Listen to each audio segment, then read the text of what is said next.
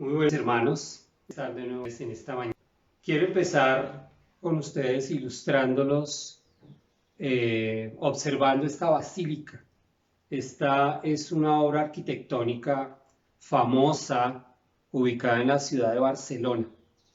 Todos los que viajan por el antiguo mundo y llegan a esta ciudad, es obligado pasar por allí y ver este monumento tan hermoso. Lo diseñó un arquitecto que tenía un pensamiento maravilloso. Pero paradójicamente no quiero que nos concentremos en la arquitectura, sino quiero que nos concentremos en el nombre de esta basílica. El nombre de esta basílica es la Sagrada Familia. Y cuando pensamos en la Sagrada Familia, pensamos en Jesús, José y María. Eso es lo que se nos viene a la mente. La Sagrada Familia es Jesús, José y María. Pero resulta que la Sagrada Familia es mucho más amplia de lo que usted y yo nos imaginamos. A partir de hoy vamos a estar hablando acerca de la epístola de Santiago. Santiago, les adelanto algo, hace parte de esta Sagrada Familia, aunque usted tal vez nunca lo haya escuchado. Y durante los siguientes domingos vamos a estar hablando acerca de este libro precioso inspirado por el Espíritu Santo. Es así que desde ya los invito a que ubiquen en sus Biblias la epístola a Santiago. Y vamos a ver los siguientes temas.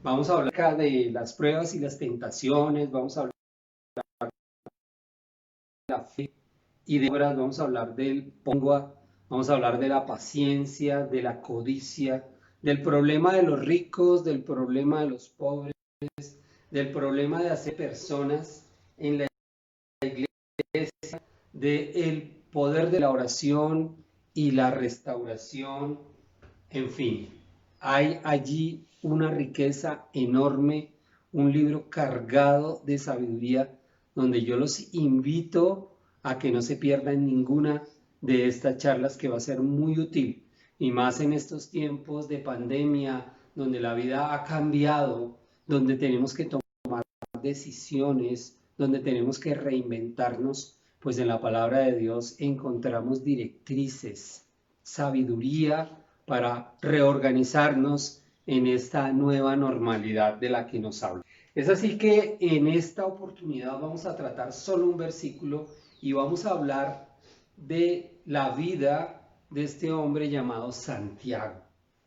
Esto va a ser un sermón biográfico y vamos a examinar un poco la vida de este varón, quién fue, qué hizo, dónde vivía, adelante algo. Entonces, en el versículo 1 que ustedes ven ahí en sus pantallas, en la Nueva Traducción Viviente dice: yo, Santiago, esclavo de Dios y del Señor vuelvo a empezar. Yo, Santiago, esclavo de Dios y del Señor Jesucristo, escribo esta carta a las 12 tribus. Los creyentes judíos que están dispersos por el mundo reciban mis saludos. Esa es la Nueva Traducción Viviente. Y la Reina Valera dice: Santiago, siervo de Dios y del Señor Jesucristo, a las 12 tribus que están en la dispersión, reciban mis saludos o salud. Esa es la versión Reina Valera. Entonces, aquí nos surge un primer conflicto, porque la Biblia habla de varios Santiagos.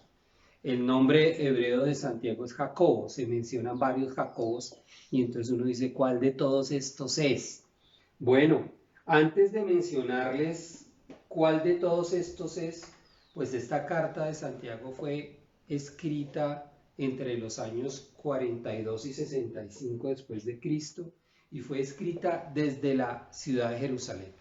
Esos son los registros bíblicos que hay. Y dice el versículo 1 que los destinatarios son todos los creyentes judíos que están dispersos por el mundo. Entonces alguno diría, ah, no, pues es que eso es para los creyentes judíos, eso no es para mí. Pues la iglesia cristiana en esencia, al principio la mayoría fueron judíos. Así se compuso, entonces fueron los primeros que fueron por el mundo. Después del apedreamiento de Esteban, muchos salieron huyendo por Asia Menor y por Europa y se ubicaron en diferentes regiones, ciudades, pueblos, aldeas, para huir de la persecución del Imperio Romano. Y este hombre, Santiago, le escribe a estas personas que están por allá dispersas, porque estaban muchos de ellos flaqueando en su fe, otros dudando, otros empezaron a amar este mundo, otros se volvieron a la ley judía, y entonces él escribe esta carta para reorientarlos, para volverlos a su meta inicial, para volverlos a enfocar en la esencia del Evangelio.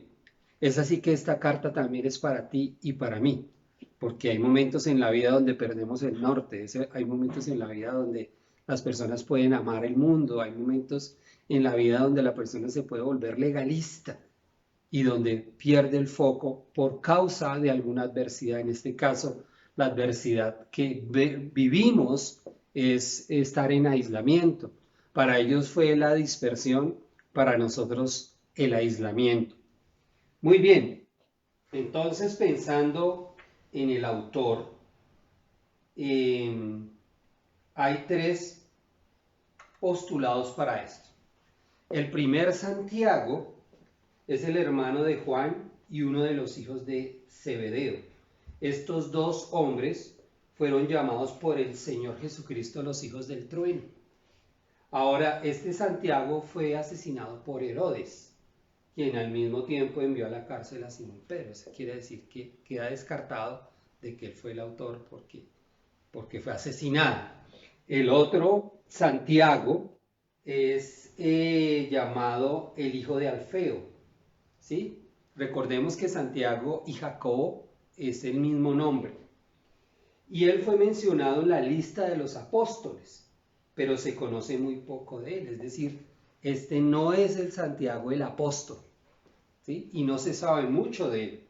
Y tenemos al tercer Santiago, que era el hermano, un hermano menor del Señor Jesucristo. Yo no sé si esto sea nuevo para usted, pero lo animo que conmigo durante estos minutos examinemos las Escrituras y podamos concluir que cierto, este autor de los hermanos del Señor Jesucristo, así como lo oye, hermanos del Señor Jesucristo. Varias veces en la Biblia mencionan a los hermanos y esto es una sorpresa para muchos. En el capítulo 13, verso 55. Tome nota, no tiene que buscarlo, leemos. ¿No es este el hijo del carpintero? ¿No se llama su madre María y sus hermanos Jacobo, José, Simón y Judas? Serán 4 hermanos del Señor Jesucristo, se lo repito. Jacobo, José, Simón y Judas. Jacobo es el mismo Santiago. Jacobo es el nombre hebreo de Santiago. Al comienzo del ministerio del Señor Jesucristo, sus hermanos no creían en él. Párele bolas a eso. Pero llegó el momento en que Jacobo o Santiago se convirtió en dirigente de la iglesia de Jerusalén. Entonces, hoy iniciaremos con este contexto, pensando en Santiago, que escribió esta carta desde Jerusalén, que no es el apóstol, que es hermano del Señor Jesucristo. Hablemos un poco de este hombre, hablemos un poco de él y pensemos en su núcleo familiar. Así como usted y yo tenemos un núcleo familiar, yo quiero mostrarles por esta gráfica que Jesús también. Y nos acordamos que los padres adoptivos de Jesús fueron José y María. La tradición nos enseñó que ese fue el núcleo original, como les mostré en la primera imagen, que esa fue la Sagrada Familia. Pero esta Sagrada Familia era una, es decir, José y María se juntaron y tuvieron más hijos, ¿sí? Entre ellos los que le acabo de mencionar, Y obviamente todo empezó con Jesús. No olvidemos que María fue anunciada por un ángel de que ella era la elegida de Dios para que el Mesías viniera a esta tierra a salvarnos de los pecados. Y ellos fueron los encargados de criar, entre comillas, al Mesías. Entonces Jesús, pero después de esto, pues nació Santiago, también nació Judas, y ahí les quiero hacer un paréntesis. Judas, no el Iscariote, porque también el Nuevo Testamento menciona varios Judas, y este no es el Judas Iscariote, el que traicionó al Señor Jesús, sino este es otro hermano del Señor Jesús y es autor de la carta que está inmediatamente antes del Apocalipsis, Judas, el otro hermano del Señor Jesús. Y también encontramos a Simón, de quien no se habla mucho, y encontramos a José, que tampoco se habla mucho de él. También mencionan a unas hermanas, pero no mencionan los nombres, no dicen cuántas son, pero por lo menos es más de una porque dice hermanas. Así que, así como ustedes ven, ahí podemos decir que esta realmente sí es la Sagrada Familia, y era una familia común y corriente del primer siglo, judía, que practicaban la religión judía, seguían la ley de Moisés y trataban de cumplir todos los mandamientos de Dios. En ellos también hubo religión como en usted y como en mí, ¿sí? Para José y María, no dudamos que ellos eran una pareja de esposos piadosos, que condujeron a sus hijos, como todo buen padre piadoso, por los caminos del Señor. Pero no necesariamente todos los hijos van a responder al llamado de Dios, porque no es así, porque la salvación no se hereda, porque la salvación es particular de cada uno. Entonces, pensando en la Sagrada Familia y metiéndolos a ustedes en este contexto, vamos a hablar de 3 puntos, pensando en que Santiago es el hermano del Señor Jesucristo, porque todo apunta hacia Él, todo apunta hacia Él. Entonces vamos a ver estos 3 puntos, pensando en Santiago. El primer punto tiene que ver con odiando a mi hermano. El segundo, creyendo en mi hermano. Y el tercero, sirviendo a mi hermano. Y cuando pensamos en odiando a mi hermano, pensamos en el pasado de Santiago, en ese pasado antes de entender quién era esa persona perfecta que vivió con él bajo el mismo techo. Pero también, y entonces ese es el antes, pero cuando dice creyendo en mi hermano es el durante y el sirviendo a mi hermano es el después. Entonces, mis queridos, entremos en materia, pensemos en odiando a mi hermano. Quiero decirles que vivir con una persona famosa bajo el mismo techo no debe ser nada fácil. Si fuéramos hermanos de Messi y vivir bajo el mismo techo con él, recibiríamos algunos beneficios por estar con alguien tan famoso, que tan recorrido, tan publicado en las redes sociales, tan millonario, y todas las cámaras y todo enfocado en él, y seguramente pues yo soy beneficiado de eso en lo económico y qué sé yo, pero todo él, entonces queda la persona relegada como un segundo plano. Tal vez esto fue lo que vivieron los hermanos de Jesús al vivir al lado de alguien famoso, de alguien sobre todo perfecto. Póngase a pensar usted por un segundo si usted viviera bajo el mismo techo de Jesús.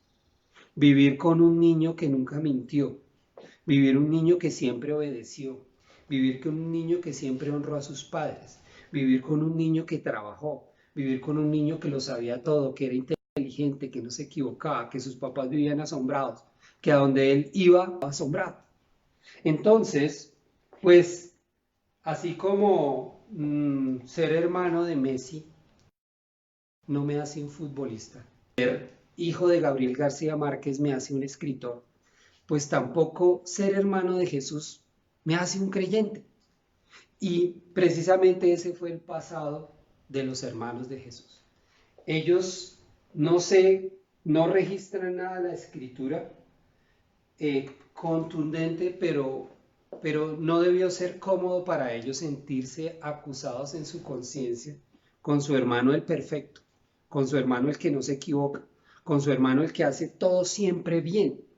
Eso se parece un poco a la historia del Antiguo Testamento, un poco de los hermanos de José que lo odiaban por las preferencias de Jacob hacia él y por sus sueños y por todo el plan que Dios tenía con él. Ahora, en este caso con Jesús, pues el asunto es realmente complicado porque él no se equivocó nunca, no mintió nunca, pero tocó vivir con él bajo el mismo techo.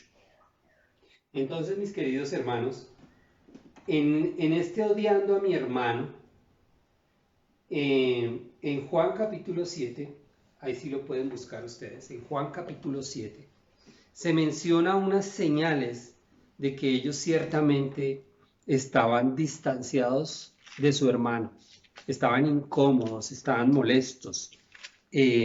Por lo que se lee en la escritura uno ve que ellos no lo querían cerca. Es así que vamos a leer 5 versículos del Evangelio de Juan, capítulo 7. Yo invito a que lo lea conmigo, porque es bastante revelador, es bastante interesante que estos hermanos, entre ellos Santiago, nuestro objeto de estudio en esta mañana, también tenía estos sentimientos. Acompáñenme en la lectura. Dice Juan capítulo 7, después Jesús recorrió la región de Galilea. Quería alejarse de Judea, de los líderes judíos que estaban tramando su muerte. Pero se acercaba el tiempo judío del festival de las enramadas y sus hermanos le dijeron, ojo a lo que le dicen sus hermanos, sal de aquí y vete a Judea, donde tus seguidores pueden ver tus milagros. No puedes hacerte famoso si no te escondes así. Si tienes poder para hacer cosas tan maravillosas, pues muéstrate al mundo. Pues ni siquiera sus hermanos creían en él. Vea ese versículo 5. Sus hermanos no creían en él. Y este ya era un tiempo en que todos ya estaban creciditos. Sabemos que al menos Jesús tenía 30 años, porque el ministerio de Jesús empezó a los 30 años. Así que sus hermanos también estaban creciditos. Y uno lee por encimita y uno ve un poco de ironía en estas solicitudes de sus hermanos. Uno no los ve a ellos apoyando el ministerio de Jesús, sino como, si eres tan famoso, si eres tan poderoso, ¿qué haces escondido? Vete de aquí. Jesús era incómodo para ellos. Todas las miradas se centraban en él desde que fue niño y ahora que fue grande, entonces las multitudes lo siguen. Estoy especulando, seguramente estaban hartos de eso. Pero la razón era que no habían entendido quién era ese hombre llamado Jesús que vivió con ellos bajo el mismo techo. A los hermanos de Jesús les pasó igual que a Judas el Iscariote. Judas el Iscariote caminó 3 años con Jesús. Él se fue de campamento junto con los otros 12 con Jesús. Judas fue testigo de los milagros, de los prodigios, de las señales, de la compasión, de la misericordia, de la gracia, de tantas cosas tremendas. Y sin embargo, Judas nunca conoció a Jesús. Ahora tuvo la oportunidad de arrepentirse de sus pecados, pero él fue un hombre que caminó, pero que no conoció. Es así que yo digo que en el núcleo familiar de Jesús había religión. Por supuesto, porque José y María los llevaban a la sinagoga, cumplían todo esto, y teniendo a su hermano también así tan sabio, pues tuvieron una religión. Pero hasta este punto en Juan capítulo 7 tenían solo una religión. Una religión.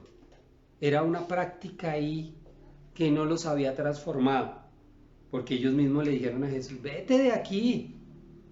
Y la escritura declara, pues ni siquiera sus hermanos le creían.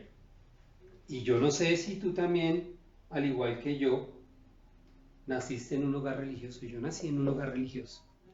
Yo nací en un hogar donde me infundieron el temor a Dios y gracias a Dios agradezco a mis padres por eso. Pero eso no garantizaba que yo iba a conocer a Dios. Practiqué un poco de cosas tal vez al igual que usted, bajo la religión, muy cerca de la verdad, porque me hablaban de Jesús, porque me hablaban del cielo, porque aún me hablaban de los pecados, pero aún así pasaron los años y mi vida no era transformada. Al igual que la vida de Santiago y los hermanos de Jesús, nunca, no habían sido transformados hasta ese punto. Entonces tal vez tú, al igual que yo, nacimos en un hogar religioso donde nos mencionaban a Dios, donde nos mencionaban a Jesús, pero no había ningún cambio. Tal vez en tu casa puede pasar esto también, que tú seas el único creyente. Es decir, que, que todos los demás tienen una religión, te critican por seguir a Jesús y tienes cierta oposición y persecución. Pues, bueno, eso lo vivió Jesús. Eso lo vivió Jesús de sus propios hermanos. Tal vez de sus padres no, pero de sus propios hermanos vivió esa frustración de no compartir la misma fe. Em, Tal vez, no sé si en tu hogar tuviste la competencia con tus hermanos, donde había uno de ellos que era el mejor de todos, donde tal vez había uno de ellos que era el que sobresalía y que era el que se ganaba los premios y era el que se ganaba los concursos y era el del primer puesto en el colegio y era como el preferido, porque tenía virtudes. Bueno, pues Jesús nació en un hogar así.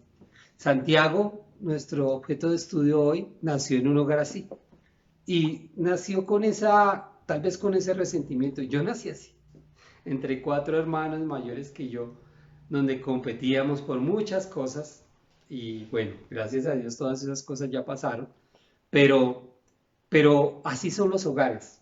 Así que cuando nos hablan de la Sagrada Familia y uno dice, no, pues allá me imagino que era la perfección, allá todos obedecían, todos eran santos, todo el tiempo oraban, eso era, descendían los ángeles alrededor de ese hogar. Bueno, tal vez alrededor de Jesús, pero alrededor de los hermanos no creo. Es así, mis queridos, que estamos hablando de una familia normal en la que nació un hombre llamado Santiago y que hasta cierto tiempo fue un hombre inconverso y que hasta cierto tiempo tuvo un tiempo oscuro, donde él paradójicamente viviendo bajo el mismo techo con su Salvador, con su Mesías, con aquel que le dio esperanza a su vida, lo ignoró, le dio la espalda, lo llegó a odiar. Por eso la primera parte de este sermón se llama Odiando a mi hermano. ¿Cómo sabemos eso? Porque en Juan 7, junto con sus hermanos, les dice, váyase para otro lado, déjenos solitos acá un tiempo. Y tal vez esa fue nuestra actitud en un tiempo. Yo recuerdo cuando me hablaban de Jesús, cuando el desprecio que yo manifestaba, la burla que hacía, la jartera que me producía que todo el tiempo me estuvieran hablando de Jesús. Hoy, pues gracias a Dios, esa no es mi realidad, me arrepiento de todo corazón de mi ignorancia tan grande de haber rechazado a aquel que le puso sentido y esperanza a mi vida. No sé si ese sea su caso, no sé si usted hoy se encuentre en un momento en que sabe que Dios existe, ha practicado una religión, le han hablado de Jesús, sabe que hay un cielo, sabe que hay un infierno, pero su vida no ha sido transformada. La evidencia de que alguien en verdad conoce a Jesús como su Salvador personal es que su vida está transformada. No puede ser que uno conozca al Salvador Jesucristo, al Señor y Salvador, y mi vida quede igual. Eso no es lógico. Revise el Nuevo Testamento. Si hubo alguna persona que conoció a Jesús y siguió siendo el mismo. Ninguna persona que se acerque a Cristo puede quedar intacta. Es como tomarse un veneno y no tener síntomas. Eso sería rarísimo. El tomarse un veneno genera una sintomatología. Y pongo esa ilustración porque beber de Jesús comer del pan de vida, conocer a Cristo, tiene que sí o sí hacer un giro de 180. Y yo por años viví así, en una religión, creyendo que estaba con Dios, pero mi vida era igual. Entonces, conclusión, no había conocido al Salvador. Conocía la religión, pero no conocía la relación. Entonces, hoy es el día. Tal vez si usted ha venido practicando una religión, hoy es el día de empezar a tener una relación verdadera con el Salvador Jesucristo, con el Señor y Salvador Jesucristo. Esto le pasó a Santiago.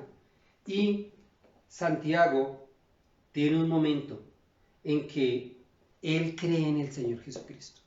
En el libro de los Hechos, en el capítulo 1, en el verso 14, justo después de la resurrección, pasa algo lindo en esta Sagrada Familia de la que hemos hablado durante este tiempo. En Hechos 1:14, justo después de la resurrección, dice la Escritura que todos se reunían y estaban constantemente unidos en oración junto con María, la madre de Jesús, varias mujeres y los hermanos de Jesús. Aquí ya vemos un cambio. Aquí ya vemos a la familia, a la Sagrada Familia, unidos, juntos. Ya no vemos a los hermanos de Jesús. Vete de acá. Aquí ya vemos claramente a los hermanos de Jesús, habiendo conocido al Salvador resucitado. Dice la Biblia en 1 Corintios 15 que cuando Jesús resucitó, hace énfasis que se apareció a Jacobo y a más de 500. Pero hace énfasis en Jacobo, hace énfasis en Santiago, Jacobo, su hermano. Y en su hermano fueron abiertos sus ojos, le cayó el velo. Y como en esta imagen que ustedes ven, unos ojos de sorprendido. Y decir, miércoles, todos estos años de mi vida viviendo con mi Salvador y yo no lo sabía. Todos estos años de mi vida teniendo tremenda bendición y yo fui grosero con él, yo lo desprecié, yo le di la espalda, yo me cansé de él y tal vez tuve un momento de mucha vergüenza delante de Dios de haber despreciado esta bendición por años. Pero llegó el día en que conoció al Señor Jesucristo como su Salvador. Ya su hermano de sangre pasó a ser su Salvador, pasó a ser su Señor. Y lo vemos junto con su mamá y con otros discípulos ya en un estado de piedad, en un estado de comunión, en un estado de amar, de creer, como estamos usted y yo. Espero que así sea en su vida, espero que su vida esté siendo transformada, que usted esté sorprendido de haberse enterado que el Señor Jesucristo resucitó, porque la religión nos enseñó a nosotros a un Jesús crucificado y derrotado, y así la tradición hace énfasis, pero la Biblia hace énfasis en un Salvador resucitado, glorificado, victorioso. Nosotros hemos puesto la confianza en un Dios vivo y verdadero. Espero que así sea en su vida, que Dios es Dios de vivos, no de muertos. Entonces, cuando nosotros vemos un crucifijo, lo queremos ver vacío. ¿Por qué? Porque Jesús no se quedó clavado en una cruz. Y eso fue lo que vio Jacobo. Jacobo vio a su propio hermano, que lo vio martirizado, lo vio derramando sangre en una cruz, pero después lo ve levantado entre los muertos. ¡Wow! ¡Qué sorpresota para él! Espero que también sea para usted, que no está viviendo una religión, sino una relación personal con Jesús, como este hombre, Santiago, este gran hombre que escribe esta epístola de la cual vamos a hablar en los siguientes domingos. Un hombre como este tiene muchas cosas que contarnos, así que no se vaya a perder esta serie de predicaciones. Entonces hablamos de los tiempos oscuros, hablamos ahora de creyendo en mi hermano. Santiago cree en su hermano como el Señor y Salvador. Vemos a Santiago sirviendo a mi hermano. Pasó de odiarlo a creer y luego a servirlo. Y Santiago llegó a conocer a Jesucristo no solo como su hermano de sangre, sino como su propio Salvador, como se lo he repetido varias veces ahora. En el capítulo 1 del verso 1, como vimos, él dice que es esclavo de Dios. En la versión Nueva Traducción Viviente, él se describe como esclavo de Dios. En la Reina Valera aparece como siervo de Dios. En el griego la traducción es esclavo. Y tremendo, ¿no? Que alguien se declare esclavo de otro. Entonces aquí nos pueden surgir varias preguntas. Estamos en el final de esta charla. Nos pueden surgir varias preguntas. La pregunta primera es, ¿cómo así que esclavo? ¿Acaso Cristo no vino a libertarnos? ¿Eso no es una contradicción? ¿Cómo un hombre que fue esclavo ahora sigue siendo esclavo pero del Señor Jesucristo? No, es que esta esclavitud es diferente. Él se declara esclavo del Señor Jesucristo. Dice, esclavo de Dios y del Señor. Y vemos más adelante cómo él se convierte en el líder, en el pastor de la iglesia de Jerusalén. En la iglesia de Jerusalén hubo un conflicto, un asunto de las leyes con los gentiles y todo eso, y no sabían qué hacer. Y vemos el liderazgo de este hombre en Hechos capítulo 15, como todos les dice un momentico, y muestra y cómo discierne el asunto y cómo utiliza lo que el Espíritu Santo le dirige para tomar decisiones. Y en Hechos 15 vemos a un hombre ya una columna de la iglesia, vemos a un hombre maduro, vemos a un hombre comprometido, vemos a un hombre entregado, preocupado por la obra de Dios. Vemos un crecimiento en este hombre santo. Así como Dios tuvo paciencia conmigo y contigo. Dios tuvo paciencia con Santiago porque Dios tenía un gran plan con Santiago. Dios quería que Santiago, el hermano menor de Jesús, fuera un siervo suyo, fuera un esclavo suyo. Y sigamos pensando en la palabra esclavo. Ser esclavo de Dios, como les digo, puede sonar exagerado, pero es lo mínimo que puede hacer una persona que fue perdonada. Es lo mínimo que puede hacer una persona que fue reconciliada. Es lo mínimo que puede hacer una persona rescatada del infierno. Entonces, nos volvemos esclavos de Dios a voluntad. El amo que tenemos ahora no es un tirano, no es un miserable. El amo que tenemos ahora es un Dios amoroso, compasivo, justo, santo, perfecto y misericordioso. ¿Cómo no sujetarse a Él? ¿Cómo no rendirse a Él? ¿Cómo no decir, Señor, lo que tú digas? A voluntad me declaro esclavo tuyo. Es así que yo les quiero hacer pensar. En Santiago 1:1, él dice, yo, Santiago, esclavo de Jesucristo. ¿Cómo es su identidad ahora? Si usted tuviera que escribir una carta, arrancaría diciendo, yo, Ricardo, hijo de Dios, esclavo de Jesucristo. O al filmarla, al final diría, yo, Ricardo, yo, Patricia, Claudia, Carlos, Rodrigo, Alexander, esclavo de Jesucristo. ¿Sería capaz de identificarse usted como un siervo de Dios sin temor, sin pena? Porque esa es la nueva identidad. ¿Sí? Santiago pasó de vete de acá a otro lado a esclavo de Jesucristo. ¿Cómo se autodenomina usted hoy? ¿Un seguidor de Cristo? ¿Un discípulo de Cristo? ¿Un siervo de Dios? ¿Un esclavo de Dios? Pues este hombre se identifica como esclavo de Jesucristo. Él no se avergonzaba de esto. Y esclavo de Cristo es lo que somos. Muchas veces se menciona la palabra esclavo en el Nuevo Testamento. ¿Por qué? Porque Jesús demanda todo de ti. Él no demanda una parte de ti. Santiago nos enseña que Jesús dijo, porque todo el que quiera salvar su vida, la perderá. Y todo el que pierda su vida, por causa de mí, la salvará. Jesús está pidiéndolo todo y Santiago lo entregó todo. Él no lo dudó. ¿Lo ha entregado usted todo? ¿Usted ha hecho esa transición ya el antes, el durante y el después? ¿Ya pasó de conocer al Señor a decirle, ya ahora soy un siervo tuyo y me entrego a ti por completo?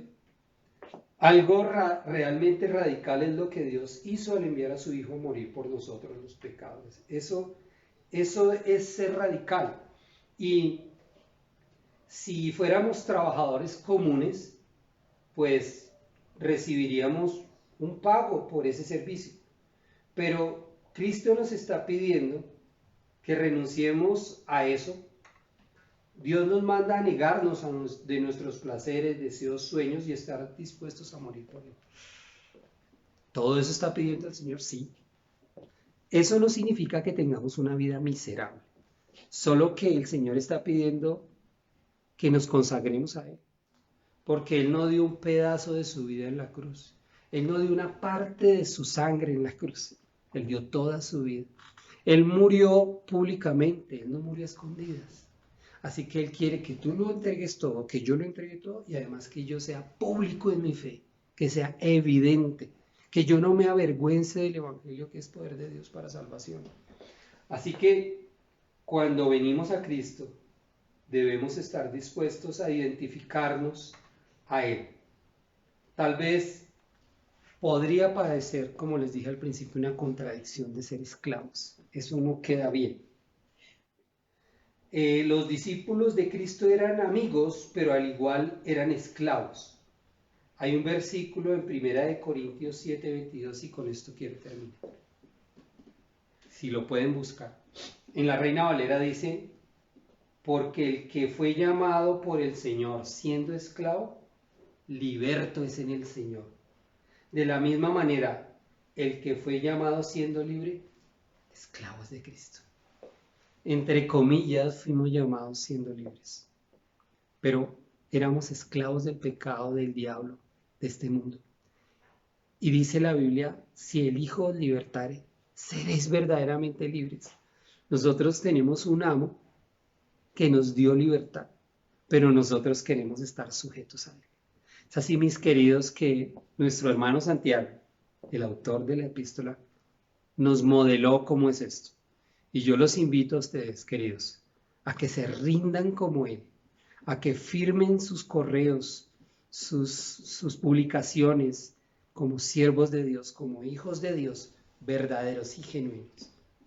Mis hermanos, los invito a orar y los invito a que nos sigan en esta serie de predicaciones. Señor Padre nuestro, te damos gracias por esta mañana que nos das para recordar la vida de este hombre maravilloso que tuvo su tiempo de oscuridad como nosotros.